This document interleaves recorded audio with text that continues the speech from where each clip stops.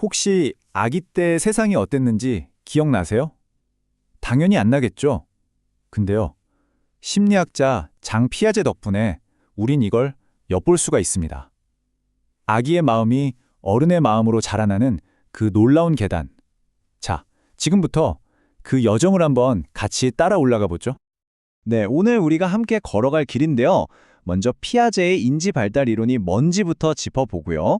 그 다음에 감각으로 세상을 배우는 시기, 상징을 이해하는 시기, 그리고 논리가 생기는 시기를 차례로 살펴볼 거예요. 마지막으로 추상적인 생각까지 할 수 있게 된 다음에 우리가 걸어온 이 길을 쫙 한번 되돌아보는 시간을 갖겠습니다. 자, 첫 번째 순서죠. 피아제의 인지 발달 이론.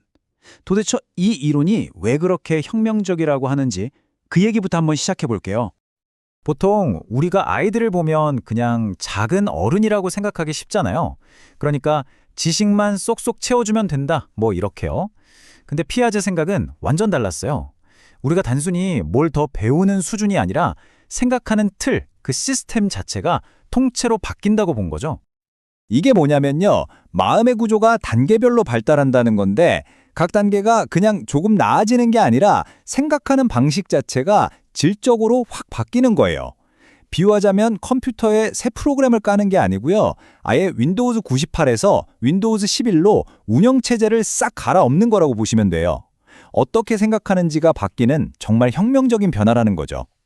피아제는 이 엄청난 변화의 과정을 총 4개의 계단으로 생경했어요. 감각운동기, 전조작기, 구체적 조작기, 그리고 형식적 조작기. 우리 모두가 이 계단을 오르는 거죠. 자, 그럼 그 첫 번째 계단으로 한번 가볼까요? 네, 두 번째 파트, 바로 우리 여정의 첫걸음, 감각운동기입니다. 태어나서 2살까지의 시기인데요. 이 아기들한테 세상은 뭐냐면요. 그냥 온몸으로 느끼고 부딪히는 것, 그게 전부예요. 그러니까 이 감각운동기에는요, 아기의 세상이 말 그대로 온목으로 겪는 세상인 거예요. 눈으로 보고, 귀로 듣고, 손으로 만지고, 입으로 맛보고, 딸랑이 흔들어서 소리 나는 거 신기하고, 뭐든 손에 잡히면 일단 입으로 가져가서 탐색하잖아요. 바로 그렇게 세상을 배워나가는 거죠. 그리고 바로 이 시기에 정말 첫 번째 엄청난 인지적 도약이 일어납니다. 혹시 깍꿍놀이 아시죠? 바로 그 비밀이 풀리는 순간이에요. 눈앞에서 엄마 얼굴이 손으로 가려져서 안 보여도 엄마가 이 세상에서 아예 사라진 게 아니라는 걸 깨닫는 거죠. 이걸 바로 대상 영속성이라고 하는데요. 와, 세상에 내 눈에 보이든 안 보이든 그냥 존재한다는 걸 처음으로 알게 되는 순간인 겁니다.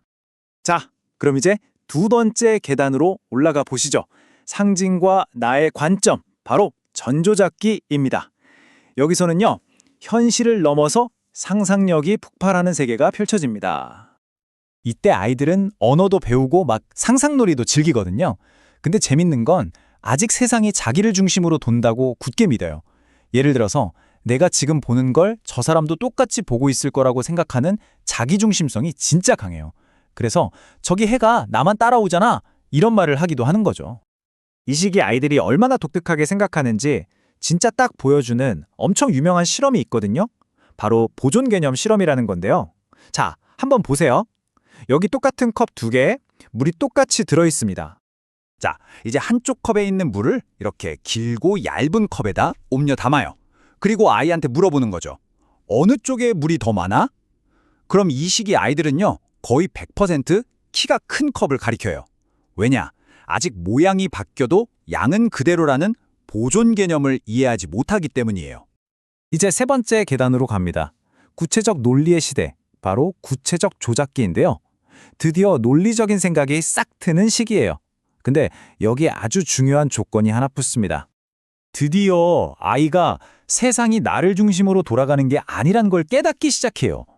전에는 내가 보는 게 전부였다면 이제는 다른 사람 입장에선 다를 수도 있겠구나, 이걸 아는 거죠. 탈중심화라고 하는데, 예를 들면 내가 지금 슬프다고 해서 내 동생도 똑같이 슬픈 건 아니구나, 이걸 이해하게 되는 정말 어마어마한 변화예요. 이제 아이의 머릿속에 강력한 논리 툴킷이 장착됩니다. 아까 그 물컵 문제 있죠? 이제는 물을 다시 원래 컵에 부으면 똑같아진다는 걸 머릿속으로 생각할 수 있어요. 이걸 가역적 사고라고 해요. 컵의 높이만 보는 게 아니라 너비까지 같이 생각할 수 있게 되니까 이제 그 실험은 완전 껌이죠. 근데 말이죠. 이 논리에도 아직 한계는 있어요. 뭐냐면 이 논리가 눈에 보이고 손에 잡히는 것들에만 통한다는 거예요.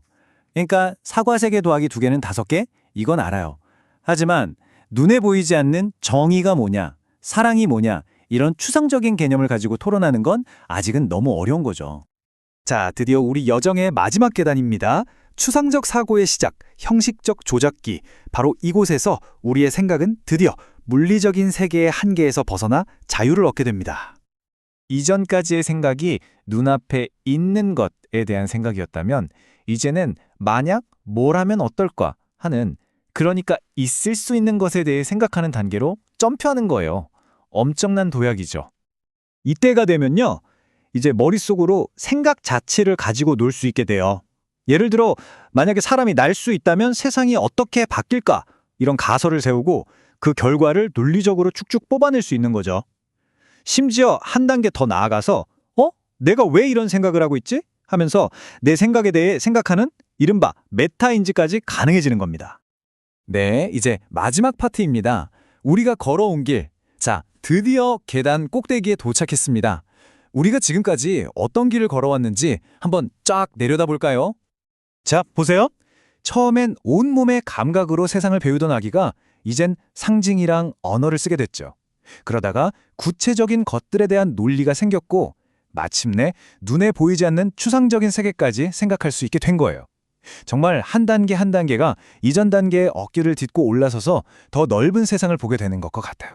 이렇게 피아제가 그린 마음의 계단을 쭉 따라와 보니까 우리 모두가 정말 얼마나 엄청난 변화를 겪으면서 여기까지 왔는지 좀 실감이 나시죠? 그럼 마지막으로 이런 질문을 한번 던져보고 싶어요. 청소년기에 들어서면서 이런 능력을 갖추게 된 우리의 생각, 과연 여기서 발달이 끝나는 걸까요?